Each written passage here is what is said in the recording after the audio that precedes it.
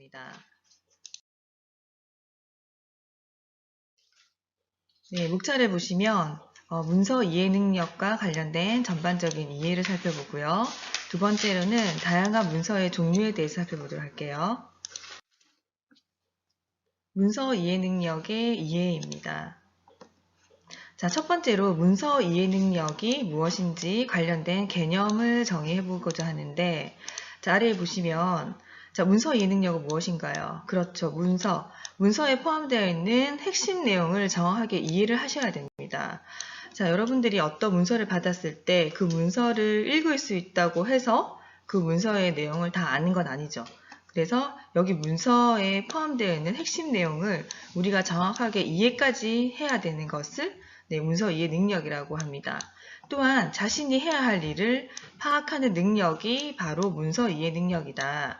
그래서 핵심 내용, 문서에서 제시된 핵심 내용을 이해하고 자신이 해야 할 일을 파악하는 것, 실행을 해야 되는 일을 파악하는 능력을 모두 포괄하는 개념이 바로 문서 이해 능력입니다.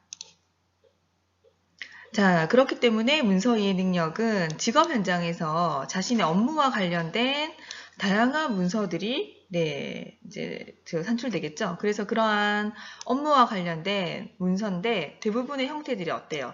인쇄물이라든지 그다음에 기호화된 뭔가 정보 등이 담겨 있는 문서입니다. 그래서 이러한 인쇄물 또는 기호화된 정보를 여러분이 이해하고 어떤 일을 업무 수행을 해야 되는지를 파악하는 것. 그래서 문서를 일단 읽기부터 하셔야 되겠죠. 자, 읽은 다음에 문서 내용을 이해하는 두 번째 단계로 가시고요. 그다음에 우리가 내용을 이해했다고 해서 그러면은 이 문서가 우리한테 주는 메시지, 말하고자 하는 거, 요점이 무엇인데? 그쵸? 그래서 세 번째 단계에서는요, 이해하셨던 내용을 다시 한번 요점 정리를 해서 요점을 파악하는 능력까지 우리는 문서 이해 능력으로 보고 있습니다.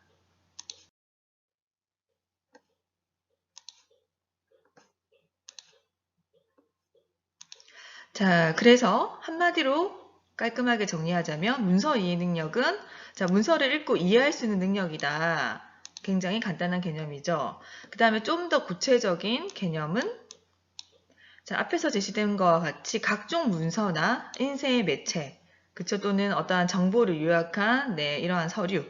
자, 각종 문서나 자료에 수록된 정보를 일단은 읽는 것부터 시작해서 확인하고 알맞은 정보를 구별해서 또는 비교, 통합할 수 있는 능력까지의 광범위한 문서 이해 능력의 개념을 정의할 수 있습니다.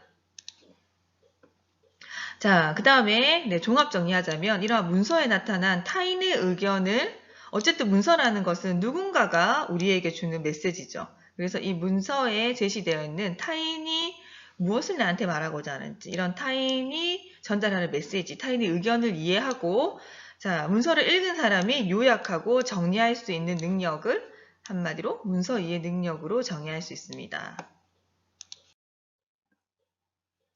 자, 그러면 문서 이해 능력의 개념에서도 제시된 바와 같이 우리는 그러면 직업 현장에서 왜 문서 이해 능력을 갖춰야 할까요? 자, 예를 들자면 문서 이해 능력이 떨어지는 사람들은 업무 수행에서 어떤 일이 일어날까요? 제가 말씀 안 드려도 다 아시겠죠? 그러면 이렇게 중요한 문서 이해 능력을 향상시키는 거, 문서 이해 능력을 우리 직업인이 갖춰야 되는 이유, 중요성을 보시면 이런 문서 이해 능력이 부족하면은 자신에게 대체 어떤 업무가 주어졌는지 내용을 파악하기 어렵게 되겠죠. 또한 자신에게 요구된 행동이 무엇인지를 파악하기 어려워서 결국에는 최종적으로는 원활한 업무 수행을 하기 어렵다. 다시 말해서 문서 이해 능력을 갖춘다고 하면 그쵸? 그 업무와 관련된 주어진 업무 파악 능력이 향상될 것이고 또한 이 업무의 내용을 잘 이해하는 다시 말해서 문서 이해 능력이 뛰어난 사람들은 자신에게 이 직업 현장에서 요구하는 어떤 행동을 해야 되는지를 빨리 파악할 수 있기 때문에 파악하는 능력이 뛰어나기 때문에 자, 이후에 최종 결과가 어떻게 될까요? 업무 수행 능력이 우수하다. 굉장히 업무를 원활하게 한다라는 평가를 받게 됩니다. 그래서 우리는 이렇게 중요한 문서 이해 능력을 갖추어야 할 것입니다. 두 번째로 살펴볼 내용은 다양한 문서의 종류에 대해 살펴볼 건데요. 자, 그림 3-2 보시면 문서의 종류가 이렇게나 많아요. 자, 보고서 여러분 아시죠? 보고서부터 시작해서 뭔가 내가 어떠한 기한서를 낼 때 또는 내 기획서를 낼 때 또는 공문서를 작성할 때 그 다음에 간단하게는 자기소개서를 적을 때 그 다음에 비즈니스 레터라든지 메모 그거 외에도 보도자료라든지 설명서 이거 외에도 더 많은 문서의 종류가 있습니다. 지금은 이제 가장 문서라고 했었을 때 일반적인 여기 제시되어 있는 다양한 문서의 종류에 대해서 하나씩 살펴보도록 할게요. 자, 첫 번째 우리가 공문서에 대해 살펴볼 건데요. 공문서는 여러분들 어떤 개념입니까? 네. 대부분 일반 편지를 쓰거나 개인이 주고받을 수 있는 게 아니죠. 그래서 반드시 공문서는 어떠한 양식을 가지고 있는데요. 행정기관 부서 안에끼리 또는 부서 대 부서 간 이런 대외적인 공무를 집행하기 위해서 공문서는 작성을 합니다. 공식적인 문서라는 개념이죠. 자, 그래서 반드시 이 공문서 안에는요, 시행하는 문서, 그 다음에 반드시 그러니까 집행하는 행정기관이 접수한 모든 문서를 우리는 공문서라고 합니다. 그러면 공문서의 분류에는 어떤 것들이 있나요? 네, 대내 문서가 있고요. 그 다음에 대외 문서, 그 다음에 내부 결제 문서의 종류로 이렇게 나눌 수 있습니다. 이 중에서 가장 넓은 의미는 무엇이죠? 네, 대외 문서 먼저 살펴볼게요. 자, 대외 문서라고 하는 것은 자체기관 외부의, 그러니까 행정기관 대 행정기관, A라는 기관에서 B에 어떤 거를 메시지를 전하거나 요청을 할 때, 그래서 자체기관 외에 외부의 단체나 행정기관 또는 대중, 국민들에게 보내거나 활용되는 문서입니다. 그래서 A 기관에서 보낸다 그러면 A 기관에서 반드시 기관장 승인이라든지 기관 직인이 명시된 것을 우리는 공문서라고 합니다. 공신력 또한 이런 기관장의 직인이 있어야지만은 이 단체에서 보냈다라는 것을 공신력이 있다 확인 가능합니다. 그 다음에 두 번째는요, 대내 문서인데요. 대내 문서는 A 기관이 있다면 A 기관 안에 여러 가지 이제 부서들이 있을 거예요. 하위에 이런 당의 기관에서 보조 또는 보좌하는 또는 관계된 하위 부서 간에, 그러니까 여기서 말하는 소문자 A 기관, 소문자 B 센터, 요 큰 A라는 기관 안에서 각 부서 간에 뭔가 업무 협조를 해야 할 때, 우리 학교로 치자면은 뭐죠? 예를 들자면 기획처랑 교무처가 있고 입학처가 있다. 그럼 이 각각의 부서 간에 뭔가 소통을 해야 할 때 그냥 구조상 말하는 것이 아니라 반드시 공문서의 형태로 해서 입학처에서 협조 바랍니다. 이렇게 교무처로 보낸다든지 또는 어떤 학과를 보낸다든지 그렇죠? 이렇게 해서 각 그 기간 내에 업무 협조를 위한 용도, 그다음에 뭔가 메시지를 전달할 때 반드시 언제까지 해주세요. 이런 통지를 위해서 사용하는 문서를 우리는 대내 문서입니다. 마찬가지로 대외 문서, 대내 문서 다 공문서라고 우리는 부르죠. 자, 그 다음에 내부 결제 문서입니다. 이것은 예를 들자면은 이제 우리 사회복지상담 학부라는 이 자체 하나의 독립적인 기관이 있죠. 이 자체적으로 뭔가 학부 안에 뭔가 그 계획이 필요하고 학부 안에 구성원들끼리 뭔가 지침을 마련해야 되고 이럴 때 계획을 세우고 처리 방침에 대해서 토론하고 보고하기 위해서 그냥 학부 안에 학부장인 또는 학부에 해당되는 모든 구성원들의 결재를 받아서 공신력을 가지게끔 놔두는 거. 그래서 결국에는 나중에 학부에 어떤 문제가 생기거나 어떤 그 행사를 처리해야 될 때 이 내부 결제 문서에 기준을 해서 학과 일을 처리한다든지 해서 요것은 부서 대 부서 간에 보낼 필요는 없지만 어느 정도 학부안에서 일어나는 일에 대해서는 공신력을 가지고 있는 것이 바로 내부 결제 문서입니다. 자, 그러면 이 공문서의 구성 요소는요. 반드시 공문서에는요. 자, 첫 번째 발신 기간 명이 있어야 됩니다. 그래서 우편 번호라든지 주소 또는 전화번호, 팩스 번호가 명시되어 있고요. 또는 이제 몇 번째 문서인가 분류 기호라든지 문서 번호가 명시되어 있는 것이 가장 큰 공문서의 특징입니다. 그 다음에 또 하나 놓쳐서는 안 되는 게 공문서에는 반드시 시행일자가 있습니다. 언제까지 뭘 해라라든지 또는 언제까지 내가 문서를 보관하고 이게 유효기간처럼 공신력을 가지고 있는 기간을 명시를 하는 것이 이제 보존기간. 대부분 이제 시행날짜를 명시를 많이 하고 있죠. 그 다음에 수신란도 반드시 포함되어 있습니다.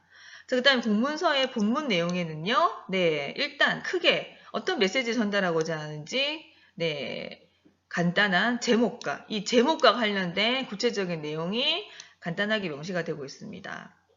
그 다음에 그거 외에 상세한 내용과 관련해서 뭐 규정이나 이런 것들에 대해서는 부침을 통해서 첨부물로는 얼마든지 많은 분량의 메시지를 전달할 수 있습니다. 어쨌든 이 첨부물도 포함이 되지만 가장 중요한 거는 반드시 이 두문에 있는 이 다양한 내용들이 있어야 되고 제목과 어떤 메시지를 전달하고자 하는지 간단한 내용이 포함된 이 부분을 우리는 공문서라고 합니다. 자, 그 다음 마지막 결의문에서는요. 반드시 발신하는 이 사람의 명의와 수신 그 처란이 표시되어 있고요. 마지막에 공문서 완성된다 그러면은 직인, 이 기관장이라든지 직인이 반드시 찍혀야 공신력 있는 공문서로서의 효력을 발생할 수 있습니다.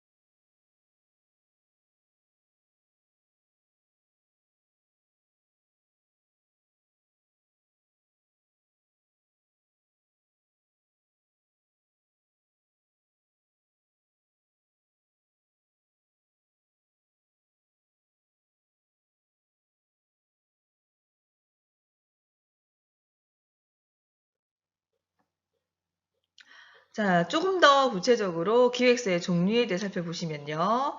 자, 가장 일반적인 거. 첫 번째, 사업 제안서라든지 사업 요약서가 있을 수 있겠죠. 그래서 뭔가 새로운 아이디어나 뭐 새로운 이런 사업에 대해서 기획을 할 때 가장 일반적인 것이 우리는 사업 제안서를 들 수 있습니다. 이것은 정부나 또는 관공서 등에서 입찰 공모를 할 경우 주로 많이 일어나는 것인데요. 자, 기업에서 입장에서 사업의 이런 성향이나 패턴에 따라서 프로젝트를 이제 결성을 합니다. 그래서 공모의 평가를 위한 뭔가 사업 제안서 또는 입찰의 확립을 위한 사업 요약서 등을 기획해서 제출을 하시는 거. 그쵸? 그 다음에 두 번째, 이제 여러분들도 이제 앞으로 많이 쓰시게 될 건데, 프로젝트 제안서라든지, 네, 사업 기획서입니다. 이거 같은 경우는요, 프로젝트를 추진하고, 우리가 사회복지, 이제 그 프로그램이라든지, 뭐 이런 거, 네, 이런 그 공공기관이라든지 사회복지 기관에서 프로젝트 수행을 많이 하는데, 이건 역시 우리는 기획서 형태로 작성하셔야 되고요. 프로젝트를 추진한다 또는 이 기업 간의 사업 수주를 위한 이런 다양한 기획서를 쓰는 것을 우리는 프로젝트 제안서라고 얘기할 수 있습니다.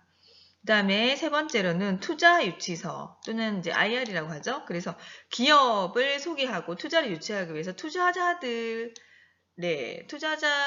대상으로 해서 사업 설명회 하나의 이제 일환으로 대부분 이제 PT 형태로 많이 간다는 거죠. 그래서 기업의 주요 정보라든지 앞으로의 방향성 등을 정확하게 제시하고 전달하기 위한 기획서의 일종이다. 이것을 우리는 다른 말로 투자 유치서 또는 IR이라고 합니다. 자, 그 다음에 상품 소개서나 기업 홍보물도 우리는 기획서의 일환이라고 볼 수 있는데요. 자, 상품 소개서는 안에 어떤 내용들이 많이 들어가 있죠? 기업의 이미지라든지 또는 상품을 효과적으로 홍보하기 위한 기획서. 대부분 이제 프레젠테이션, 파워포인트의 형태로 제작이 많이 되고 있습니다. 자, 그러면 지금까지 다양한 종류의 기획서를 살펴보셨는데요. 이 기획서의 구성 요소에는 어떤 것들이 있나요? 네, 일단은 맨 앞에 표지, 그 다음에 이제 도입 부분, 그 다음에 이제 본론 부분, 그 다음에 뭔가 필요한 이제 수단이 되는 보조 부분. 자, 표지 상당히 중요합니다. 기획서에서. 표지 안에 반드시 명시되어야 될 것들이 있어요. 네. 이 기획서의 명칭, 무엇을 제안하고자 하는가, 뭐 땡땡땡, 프로젝트 이런 식으로. 그 다음에 이 기획서를 제안하는 입안자를 반드시 적으셔야 되고요. 그 다음에 간단한 머릿말. 그 다음에 표지 안에 반드시 목차가 들어가 있어서 나는 어떤 순서로 이 기획서를 작성을 했다. 페이지까지 명시를 하시는 게 좋겠죠. 그 다음 내용이 도입입니다. 그럼 기획서의 도입에서는요. 자, 가장 중요하다라고 볼 수 있는 게 왜 이 기획서를 내는지 목적이에요. 이 목적이 뚜렷하지 않으면요. 전반적인 기획서의 흐름이 들쑥날쑥합니다. 그래서 이 기획서의 목적을 잘 적는다. 목적을 잘 작성을 하면요. 반드시 이 기획서가 땡땡이들에게 또는 국민에게 필요하겠구나라는 인식을 심어줄 수 있기 때문입니다. 그 다음에 또 하나 이 목적 다음에 나와야 되는 것이 내가 이 기획을 하는 배경, 이 시대에 필요하다, 우리나라에 필요하다, 또는 이 복지기관에 반드시 필요하다라는 흐름, 배경을 작성하셔야 되고요. 그 다음에 또 하나 중요한 게 바로 기대효과입니다. 이 제안서, 기획서를 받아들이고 난 다음에는 이런 효과가 있을 것이다. 그래서 기대효과를 또 잘 적으셔야 되고요. 그 다음에 전반적으로 들어가야 되는 내용이 자, 목적이 있고요, 배경이 있고요, 효과가 있으면 뭐합니까? 무엇을 제안하고자 하는데 전반적인 간단한 기획의 개요가 없으면 안 되죠. 그래서 개요는 간략화시켜 적으시면 좋을 것입니다. 자, 그 다음에 구체적으로 제안이 되는 것들이 이제 본론에 들어가셔야 되는데요. 본론은 그러면 기획의 구체적인 내용, 언제 내가 실시를 할 건데 실시 계획, 그 다음에 어느 정도 예산이 필요하다 이런 것들이 바로 본론에 제시될 필요가 있고요. 그 다음 마지막으로 보조는 여러 가지 이제 환경 변수에 따라서 안 될 경우에는 이런 것들이 필요하다 대책. 그 다음에 뭔가 부록이라든지 이런 거 참고하면 좋아요. 관련된 모든 자료들을 뒤에 부록이라든지 보조면에다가 같이 제시해 주시면 훨씬 더 설득력이 있겠죠. 자, 세 번째 살펴볼 문서의 종류는요. 기한서입니다. 자, 기한서의 개념은 회사 내의 업무에 대한 협조를 뭔가 구하거나 의견을 전달할 때 이 기한서를 작성을 합니다. 그래서 대부분 이 기한서는 사내 공문서라고도 같은 용어로 불릴 수 있고요. 근데 이제 우리가 이제 업체 대 업체 간 공문서랑 좀 헷갈리기 때문에 그냥 기한서라고 하면은 뭔가 회사 내에서 이루어지는 공문서 형태를 말하는구나 라고 이해하시면 쉬울 것입니다. 기한서의 분류는요. 크게 대내문서, 대외문서, 전자문서 등으로 나눌 수 있습니다. 처음에 이제 대외문서부터 살펴볼게요. 내부에서 결정된 사항을 뭔가 회사나 또는 단체 간에 발송을 하고 수반하는 문서. 자, 여기서 다른 점이 내부에서 뭔가 결정된 사항을 회사나 단체에게 일괄 발송을 한다는 거. 그 다음에 대내 문서는요. 회사나 단체에서 내부적으로 계획을 수립하거나 또는 처리 또는 뭔가 지침, 방침을 보고 검토하기 위해서 결재를 받는 문서입니다. 대내 문서는. 그래서 부서 간에 뭔가 협조가 필요하거나 뭔가 보고를 해야 되거나 사실을 알려야 되거나 통지 이런 것들을 작성하는 문서. 그 다음에 기하회사에서 또 기억을 하셔야 될 내용이 전자문서입니다. 전자문서 같은 경우는요. 어떻게 잘 아시죠? 컴퓨터나 이런 전자적인 형태로 뭐 카톡을 보내거나 이메일 대부분 많이 보내죠. 네, 이메일을 보냈다 해서 기하회사의 공신력이 떨어지는 거 아니에요. 근데 반드시 이제 명시되어야 되는 것들이 있겠죠. 자, 이런 전자적인 형태로 작성, 그 다음에 송수신, 그 다음에 이게 어떻게 보면은, 네, 이렇게 아웃풋된 인쇄물보다는 오래 저장되는 또 특징이 있습니다. 그래서 최근에는 기하안서를 전자문서 형태로 많이 보냅니다. 자, 이 기하안서의 구성 요소는요, 이렇게 많은데요. 무엇이 들어가 있어야 될까요? 반드시 포함되어야 되는 것이 발신기가, 그 다음에 문서의 일련 번호, 그 다음에 시행 날짜 중요하죠. 그 다음 마찬가지로 언제까지 네, 유효성이 있어요. 보존 기간. 그 다음에 발신 기간에 따라서 반드시 받아야 되는 수신 기간이 또 명시가 되어 있어야 되고요. 그 다음에 문서를 처리하는 대상자, 처리인 포함되고요. 자, 그 다음에 일반적인 내용인 네, 기한의 제목. 그 다음에 어떤 내용을 나는 전달한다. 본문의 내용. 그 다음에 추신이라든지 뭔가 붙임. 요거는 이제 부록의 개념이고요. 반드시 이제 알아야 될 것들. 그 다음에 자 여기서 또 나오는 발신명, 그 다음에 수신처 이렇게 11가지 정도의 내용이 반드시 기한서에는 포함되어야 합니다. 그 다음 네 번째로 살펴볼 문서는요, 보고서입니다. 자, 여러분들이 지금 이제 학교에서 수업을 듣거나 과제물을 낼 때 어떤 형태로 떼셔야 되나요? 맞습니다. 바로 이 보고서 형태인데요. 보고서는 일정한 일에 관련된 전반적인 현황이라든지 그 진행 상황 또는 본인이 네, 연구하고 검토하고 조사한 이런 결과들을 누구에게 과제물로 제출한다면은 네, 그 과제물을 평가하는 누군가의 대상 또는 네, 집행을 해야 되는 누군가에게 보고하고자 할 때 작성하는 문서입니다. 일반적인 보고서 종류에는요. 이렇게 되어 있는데 업무 보고서가 있고요. 결산 보고서, 일일 업무 보고서, 주간 업무 보고서, 출장 보고서, 회의 보고서 등이 있습니다. 첫 번째 업무 보고서의 경우에는요. 재무제표와 달리 전반적인 영업 상황을 문장 형식으로 기재해 전달하는 보고서. 자, 이게 업무 보고서고요. 그 다음 결산 보고서는 쭉 진행됐던 이런 여러 가지 사안이라든지 그래서 수입, 지출을 네, 한눈에 볼 수 있게끔 보고하는 문서. 그 다음에 이제 일일 업무 보고서, 일지라고도 하죠. 그래서 매일의 업무를 상세하게 보고하는 형태의 문서. 주간 업무 보고서는요. 매일매일 하다 보니까 전반적인 걸 알 수 없어. 주마다 끝내서 한 주에 진행된 업무를 네, 포괄해서 보내는 방법. 그 다음에 저희도 이거 작성 많이 하는데요. 출장 보고서. 회사의 업무로 출장을 다녀온 경우 어떤 내용의 업무를 내가 받는지를 간략하게 결과를 보고하는 문서. 그 다음에 자 회의 보고서. 자, 사회복지기관에 네, 취업 시에도 늘 작성을 하셔야 되는 것입니다. 해서 회의 결과를 네, 일목요연하게 객관적으로 잘 정리를 해서 보관해야 되는 문서입니다. 자, 그 다음에 살펴볼 내용은요, 보도자료인데요.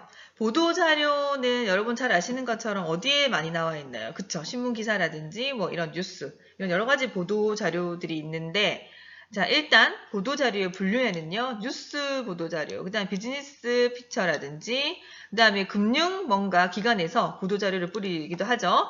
그 다음에 그거 외에도 서비스 보도자료, 그 다음에 제품 관련 네, 이런 보도자료, 그 다음에 화보, 그 다음에 그거 외에도 기사, 다양한 기사 이렇게 종류가 다양합니다. 이 보도자료 안에는 어떤 내용들이 들어가야 되는지 구성 요소를 살펴보시면요.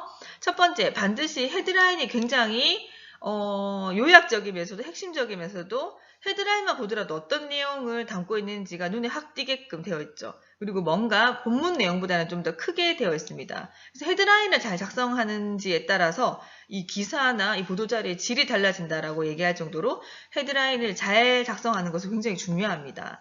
그 다음에 이제 전문, 리드가 포함되고요. 그다음 구체적인 본문 내용, 그 다음에 자, 어디 출처고 어떻게 진행되었는지 전반된, 네, 관련된 전반적인 배경 정보가 제시되어 있습니다. 네, 여섯 번째 문서는 설명서입니다. 설명서 하면 떠오르는 것이 저는 뭐 전자제품, 네, 사용 설명서 이것이 먼저 떠오르는데요. 대개 이런 것처럼 네, 상품의 특성이라든지 뭔가 사물의 성질, 그다음에 이걸 쓰면 어떻게 된다라는 가치, 작동 방법, 그다음에 사용하는 과정 등을 누구에게, 그쵸? 상품을 사용하는 소비자에게 설명하는 것을 목적으로 작성한 문서입니다. 그렇기 때문에 이런 그 설명서의 경우에는요, 대상이 누구죠? 소비자이기 때문에 소비자에게 필요한 각종 정보들을 모두 담으셔야 됩니다. 자, 크게는 상품 소개서랑 두 번째 제품 설명서로 나눌 수 있는데요. 일단 상품 소개서인 경우에는 일반인들에게 일단 친근하게 읽고 내용이 쉽게 파악되셔야 됩니다. 왜냐? 많은 대중들을 대상으로 이 상품 소개서를 만들다 보니까 네, 이런 뭐 소득 수준이라든지 또는 교육 수준, 연령을 다 포괄할 수 있도록 상세하게 내용을 쉽게, 용어도 굉장히 이제 네, 좀 쉽게 사용하는 것이 특징이고요. 자, 이렇게 소비자에게 상품의 특징을 잘 전달해서 교육의 상품 소개서를 쓰는 목적은 뭐예요? 이 상품을 구입하세요라는 메시지가 들어있기 때문에 구입을 어느 정도 유도하는 것이 목적입니다. 그래서 이제 과장되게 상품 소개를 했거나 이런 것들을 소비자가 좀 거를 수 있는 안목이 필요하겠죠? 두 번째는 제품 설명서입니다. 제품 설명서인 경우에는요, 제품의 특징이라든지 이거 어떻게 활용하는 방법, 활용도에 대해서 세부적으로 언급하는 문서입니다. 그래서 이런 그 자동차라든지 여러분들 가전제품 사시면은 상품 소개서 외에 제품 설명서가 달려있죠. 그래서 버튼이 어떤 역할을 하고 어떤 기능이고 이랬을 경우에는 네, 이런 방법으로 사용을 하고 굉장히 이렇게 좀 두꺼운 책으로 네, 상당히 좀 잘 돼 있습니다. 제품 구입도 유도하지만 이 앞에 상품 소개서와는 좀 더 다른 목적이 추가되는데요. 제품 설명서에는 반드시 제품 사용법에 대해서 좀 더 자세하게 알려주는 목적이 있습니다. 네, 다음 일곱 번째로는 자기소개서인데요. 자기소개서는 지금 여러분들이 이제 그 취업과 관련해서 가장 많이 좀 집중을 하셔야 되는 문서입니다. 이 자기소개서를 내가 얼마만큼 잘 쓰는지에 따라서 네, 이후에 면접으로 이어지고 그 결과 네, 이 회사에 입사를 하게 될 수 있기 때문입니다. 어떻게 보면 가장 초기 단계의 문서인데 우리가 자기소개서를 너무나 뭐 간단한 양식, 네, 좀 쉽게 쓸 수 있다라고 생각하는 경향이 있어요. 자, 그래서 이 자기소개서를 잘 쓰기 위한 방법은 다음 주에 설명을 드릴 건데 이 자기소개 초점을 좀 맞춰서 지금 미리부터 준비를 좀 해놓으시는 게 좋을 것 같습니다. 자, 자기소개서의 개념은 이제 개인의 가정 환경이 쭉 들어가 있고요. 그 다음에 이제 초중고를 지나서 내 대학 동안 어떻게 성장해 왔는지 성장 과정, 그 다음에 그 해당되는 회사나 사회복지 기관의 입사 동기, 그 다음 나는 입사 후 어떤 자세로 근무를 하겠다, 근무 자세 등 구체적인 부분을 진술을 하셔야 되고요. 전반적으로 자신 어필, 소개하는 문서를 우리는 자기소개서라고 합니다. 이 자기소개서란 특정 단체에 이제 내가 어떤 가입을 하거나 또는 취직을 하거나 또는 신입생을 선발하는 경우 등의 작성을 하셔서 제출을 하는데요. 교육에서는 회사나 학교와 같은 이런 그 단체 기관에서 지원자가 다수일 경우에는 네, 개개인의 이런 정보나 특성을 모두 파악할 수 없기 때문에 한마디로 이제 서면, 그쵸? 자기소개서라는 이 문서를 통해서 기본적인 네, 그 학생의 또는 그 지원자의 성품이나 인성을 평가하는 데 기초 자료를 사용할 수 있습니다. 그렇기 때문에 여러분들이 네, 이 자기소개서를 잘 쓰는 작성 방법을 알아둔다면은 이후에 네, 취업에서 굉장히 유리하겠죠? 자, 마지막으로 살펴볼 문서는요, 비즈니스 레터입니다. 또는 비즈니스 메모라고도 하죠. 자, 이거 같은 경우는 비즈니스 레터는 외부에 보내는 모든 문서를 얘기를 하는데, 자, 고객에게 어떤 일정을 알리는 경우, 또는 새로운 상품을 알리는 경우, 뭐 추천서를 보내는 경우 등 우리는 네, 그 다른 문서에 비해서 간편하기 때문에 비즈니스 레터를 사용해서 보내는 경우가 허다합니다. 자, 그런데 이 기관마다 자신만의 그 기관마다의 비즈니스 양식이 또 따로 정해져 있고요. 그러면 왜 과연 이 비즈니스 레터를 우리가 보내는가? 좋은 비즈니스 레터는 결국에는 좋은 인간관계를 맺게 합니다. 그 다음에 특히 이 비즈니스 레터는 독자에 일단 초점을 맞춰야 되고요. 네, 그 다음에 명확하고 이 독자나 이 해당자, 받는 사람과 좀 관련 있는 내용으로 작성이 되어야 됩니다. 이 비즈니스 레터의 작성 방법에 대해서는 다음 주에 이어서 배우도록 할게요. 네, 지금까지 수고가 많으셨고요. 이번 주에 활동지는 그 책에 나와 있는 거를 제시하시면 되는데, 자, 우리가 지금까지 문서 이해 능력을 조금 살펴보았습니다. 해서 문서 이해 능력 OECD 꼴찌 누구일까요? 네, 구체적인 사례를 두고 왔는데, 그 우리나라도 이 OECD 국가에 포함이 되면서 문서 이해 능력의 이 지표가 그렇게 높은 편이 아니에요. 대부분 사람들이 이제 우리나라가 문맹률이 굉장히 낮은 것으로 알고 있지만 문맹률보다는 지금은 많이 높아졌어요. 근데 실제로 이것보다는 문서 이해 능력, 책 읽기를 기피한다든지 뭐 기타 등등의 여러 이유로 네, 읽을 수 있다고 다 이해를 한다는 거 아니라고 했죠. 그래서 이런 문서 이해 능력이 네, 상당히 떨어진 결과를 초래한다. 그 이유는 무엇일까 좀 고민을 해보셔야 되고요. 그래서 자신의 경험을 바탕으로 볼 때, 자, 어떤 문서를 봤어요. 근데 제대로 이해하지 못해서 어떤 피해를 받거나 어떤 문제가 발생했었던 경험을 한번 네, 활동지에다 작성해 보시면 됩니다. 그 다음에 하나 더는 그러면 왜 이해하지 못했었는지 원인을 간단하게 찾아서 여기다 작성하시면 될 것입니다. 네, 수고 많았습니다.